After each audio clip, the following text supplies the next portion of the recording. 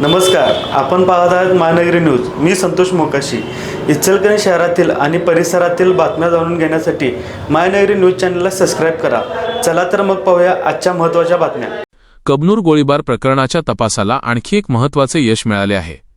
गोळीबार प्रकरणातील संशयित जॉकी माळगे याला पिस्तूल पुरवणाऱ्या आणि गेल्या काही दिवसांपासून फरार असलेल्या अभिषेक आनंद हाबळे याला शिवाजीनगर पोलिसांनी अखेर अटक केली आहे। आष्टा जिल्हा सांगली येथील 25 वर्षीय अभिषेक हाबळे याला आज न्यायालयात हजर करण्यात आले। न्यायालयाने त्याला 3 दिवसांची पोलीस कोठडी सुनावली आहे। त्यामुळे या प्रकरणातील पिस्तूल पुरवठ्याची साखळी आणि इतर संशयितांबाबत आता पोलिसांकडून अधिक तपास केला जाणार आहे। कबनूरमध्ये चारचाकी वाहनात पिस्तूल हाताळत असताना अचानक गोळी सुटून निलेश कांबळे जखमी झाला होता।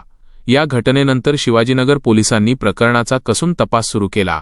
तपासादरम्यान गोळीबाराच्या गुन्ह्यातील संशयितांना अटक करण्यात आली। मात्र तपास जसजसा पुढे गेला तसतशी या प्रकरणाची व्याप्तीही वाढत गेली।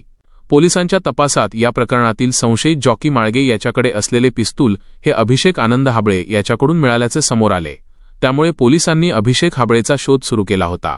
मात्र तो पोलिसांना चकवा देत फरार होता। दरम्यान या प्रकरणाच्या तपासातून पोलिसांनी पिस्तूल बनवण्याच्या कारखान्यापर्यंत धागेदोरे पोहोचवले होते।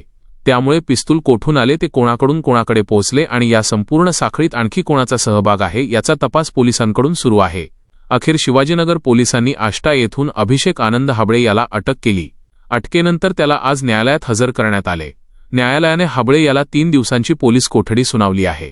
या पोलीस कोठडीदरम्यान पिस्तूल पुरवठ्याबाबत तसेच या प्रकरणाशी संबंधित इतर व्यक्तींबाबत महत्त्वाची माहिती समोर येण्याची शक्यता आहे। त्यामुळे कबनूर गोळीबार प्रकरणाच्या तपासात अभिषेक हाबळेची अटक महत्त्वाची मानली जात आहे।